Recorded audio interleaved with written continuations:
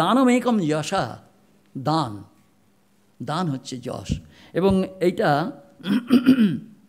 বলা হচ্ছে এই যে চারটে যুগে কোনটা কোন কোন যুগে কোন কোন ক্রিয়া করবার জন্য, সেটা বলেছেন তপঃপরম কৃতে যুগে, কৃতযুগে তপস্যা না, দ্বাপরে জ্ঞানমেবাহু, দ্বাপরে হচ্ছে জ্ঞান অর্থাৎ আত্মজ্ঞানের চর্চা, তারপরে ত্রেতায়াম যজ্ঞমেবাহু, ত্রেতাতে যজ্ঞ, আর দানমেকম কলৌ যুগে, এই কলিযুগে হচ্ছে দান।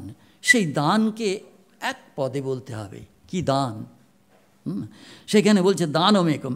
তারপর সত্যমেকম একম পদম স্বর্গীয়ম, স্বর্গতে সত্য ভাষণের দ্বারা স্বর্গে যাওয়া যায়, মিথ্যা ভাষণের দ্বারা যাওয়া যায় না।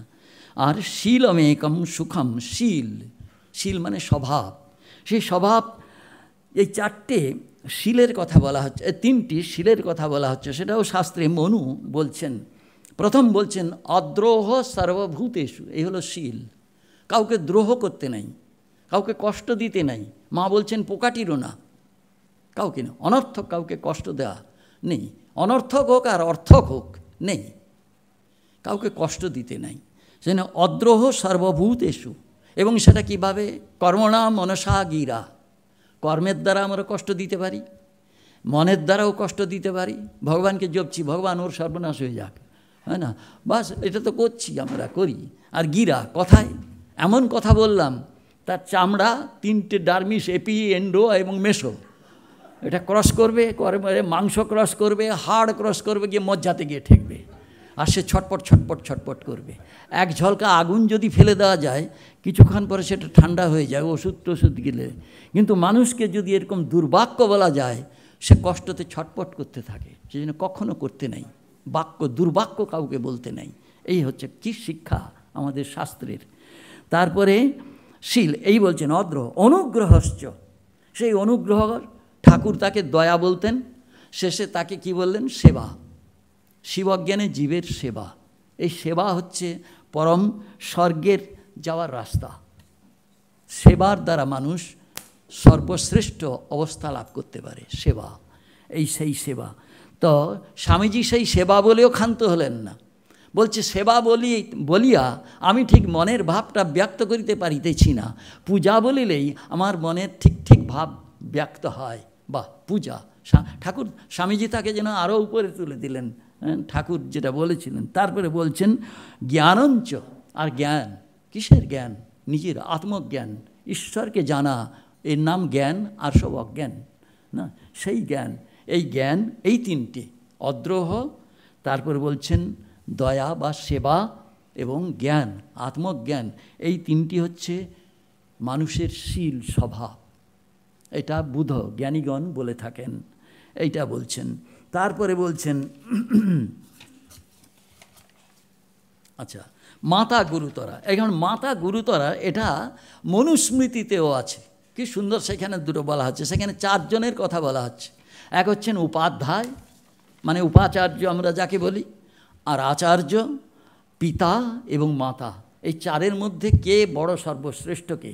এবং তাদের জানতে গেলে আচার্য এবং উপাধ্যায় কাকে বলে তাকে জানতে হবে। তো উপাধ্যায়ের কথা প্রথম বলা হচ্ছে যে বেদের যে কোনো একটা অংশ, একদেশম তু, এবং বা বেদস্য, বেদের যে কোনো একটা অংশ, অথবা বেদাঙ্গ, বেদাঙ্গে হচ্ছে শিক্ষা, কল্প, নিরুক্ত, ছন্দ, জ্যোতিষ প্রমুখ, এই যে বেদাঙ্গ, তার কিছুটা যারা জেনেছেন এবং সেইটা কাউকে অধ্যাপনা করছেন, শিক্ষাদান করছেন, এবং সেই শিক্ষাটা হচ্ছে বৃত্তি অর্থম, টাকার বিনিময়ে বা কোনো বিনিময়ে, তার টাকার দরকার থাকতে পারে। আগে টাকা পয়সা যখন ছিল না, দ্রব্য বিনিময় করা হতো সেইভাবে। সেই জন্য হচ্ছে বৃত্তি অর্থম, নিজের বৃত্তি নির্বাহের জন্যে যে যা করা হয় সেটা বলা হচ্ছে, তাকে বলা হয় উপাচার্য বা উপাধ্যায়। আচার্য কাকে বলেন? উপনীয়ত যশ শিষ্যম বেদম অধ্যাপয়েদ দ্বিজ সকল্পম স্বরহস্যম চ স আচার্য ইতি কথ্যতে। না, সে বলছে তিনি তাকে আচার্য কথ্যতে, তাকে আচার্য বলা হয়। কে বলা হচ্ছে? উপনিয়ম, মানে শিষ্য যখন গুরুগৃহে শিক্ষালাভের জন্য যেত তখন গুরুকুল প্রথা, তখন উপনয়ন করে দেওয়া হচ্ছে। আমাদের যে উপনয়ন এখন হয়, একটা উপনীত যোগ্য উপবিদ দেওয়া হয়, সেটা সুতোর, কিন্তু তখনকার হচ্ছে মুঞ্জা ঘাস, তার দড়ি তৈরি করে গুরু প্রথমে তার কোমরে বেঁধে দেবেন। সেটা নিয়ম হলো, তুমি উপনীত হলে, উপনীতর কথার মানে হচ্ছে তুমি এসে উপস্থিত হলে, উপনীত, উপসামীপম নীত, অর্থাৎ গুরু সান্নিধ্যে গেলে তার চিহ্ন এইটা। তোমার কোমরে এই যে যজ্ঞোপবীত দেওয়া হলো, এটা হচ্ছে মুঞ্জা ঘাস দিয়ে তৈরি করা হতো। তো সেই জন্যে মুঞ্জা মেখলা বলা হয়, সেই জন্য কোমরে পরিয়ে দেওয়া হয় মেখলা। তা সেই জন্য বলছে বেদম অধ্যাপক, বেদ পড়াতেন। কি পড়াতেন? আমরা জানি বেদের দুটো অংশ, একটা হচ্ছে কর্ম আর একটা জ্ঞান, কর্মকাণ্ড এবং জ্ঞানকাণ্ড। সেই কর্মকাণ্ডকে বলা হয় সকল্প, কল্প বলা হয় যখন যে আমরা সমস্ত যজ্ঞ টজ্ঞ বা শ্রাদ্ধাদি, যে গৃহস্থ বা এদের যে সমস্ত যে দশম সংস্কার আদি সব আছে, সেগুলোকে কল্পতে লেখা আছে। সেই কল্প সকল্প সেই সমস্ত পড়িয়ে দেবেন। আর কি পড়াবেন? স্বরহস্যম, রহস্য মানে আত্মবিদ্যা। সেই আত্মা সকলের অন্তরে, সেখানে রহস্য গোপনে রয়েছেন। সেই আত্মা কীরকম রয়েছে? একটা অণুর ভেতরে রয়েছেন, সেই জন্য তাকে অণুর থেকে অণু আরও ছোট হতে হয়েছে। অনরণীয়ান মহত মহীয়ান, আর মহাই বিশ্ব ব্রহ্মাণ্ড তার ভেতরে রয়েছেন। আত্মা অস্য যন্তর নিহিতম গুহায়াম। সে আত্মার প্রত্যেক মানুষের জননা, জন্ম হয়েছে বলে জন্তু মানে আমরা যে সমস্ত জানোয়ার টানোয়ার বলি তা না, মানুষও একটা জন্তু, মানে জন্ম আছে। তো সেই জন্যে সকলের হৃদয় গুহায় তিনি আছেন। এইটা বলছেন, এর নাম হচ্ছে রহস্য। রহস্য মানে রহস্যই স্থিত, রহস্যই মানে গোপনে যিনি আছেন, গুপ্ত হয়ে আছেন, তাকে তম আচার্যম প্রচক্ষতে, তাকে আচার্য বলা হয়।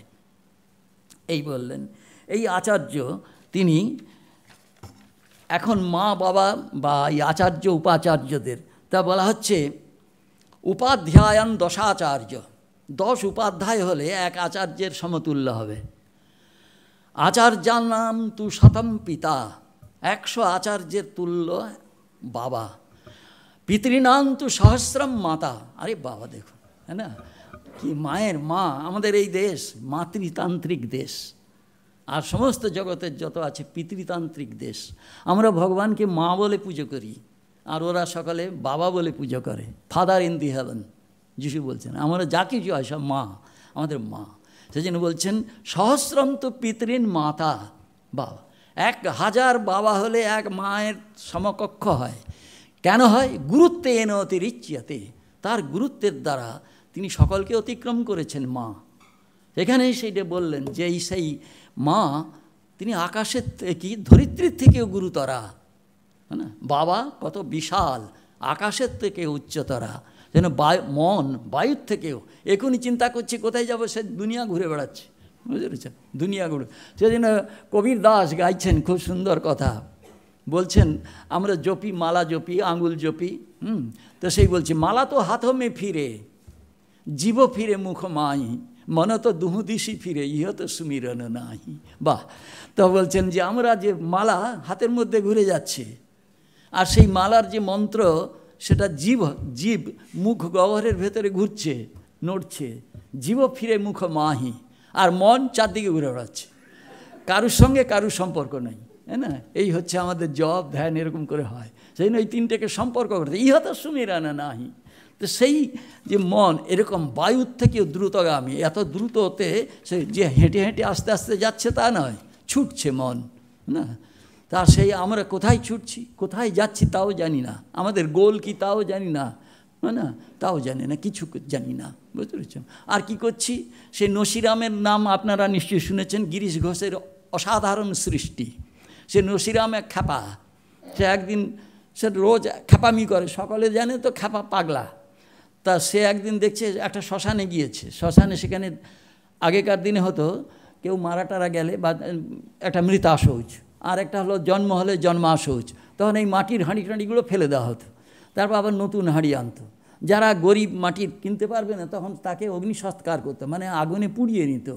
আচ্ছা, তো সে যেখানে হাঁড়িকে ফেলা হবে সেটা একটা হাঁড়ির শ্মশান, মানে হাঁড়ির ডাঁই হয়ে আছে। সে নসিরাম একটা বাঁশের লাঠি নিয়ে সে হাঁড়িগুলোকে ভাঙছে, কিছু নেই তার কাজ, হাঁড়ি ভাঙছো কেন, শ্মশানের হাঁড়ি, সে তো হাঁড়ির জায়গায় পড়ে আছে।